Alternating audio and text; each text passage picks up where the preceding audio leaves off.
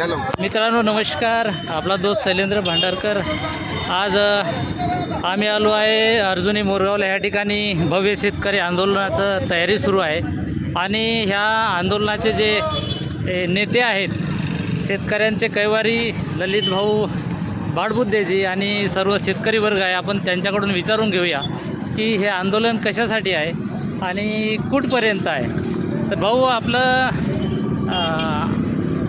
एक आम्हाला सांगा की हे जे भव्य शेतकरी जो ठिय्या आंदोलन आहे, तर ह्या ठिय्या आंदोलनाच्या माध्यमातून आपली सरकारकडे काय काय मागणी आहे?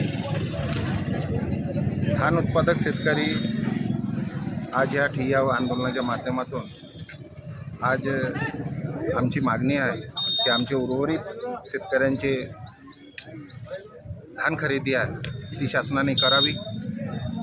उर्वरित शेतकऱ्यांचे जे देयक आहेत धानाचे ते त्यांनी द्यावे आणि 21 मार्चच्या आधी हे शासन करू शकले नाही तर त्यांनी शेतकऱ्यांची जी थकीत कर्ज वसुली आहे, कर्जाबाबतची वसुली ते 30 जूनपर्यंत करावी आणि मका खरेदी केंद्र सुरू करावा, धानाला बोनस जाहीर करावा आणि आमच्या धानाच्या सर्व समस्या तसेच सेवा सहकारी संस्थांच्या ज्या आम्ही निवेदनामध्ये दिलेल्या आहेत त्या सर्व याच्यात आम्हाला आश्वासन भेटल्याशिवाय आम्ही आज या आंदोलनाला सुरुवात करीत आहोत। तहसील कार्यालय इथं त्याच्याशिवाय आम्हाला काही समाधानकारक उत्तर मिळते शासनातर्फे, त्याच्यावरती आमच्या या आंदोलनाची पुढची रूपरेषा आम्ही ठरवू।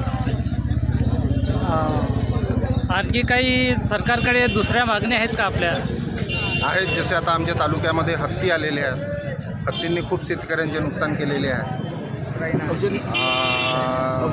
बऱ्याचशा जंगली जनावर आहेत त्या नुकसान करत आहेत आणि फॉरेस्ट नीती 100% बाजारभावानुसार आमच्या शेतकऱ्यांना नुकसान भरपाई द्यावी।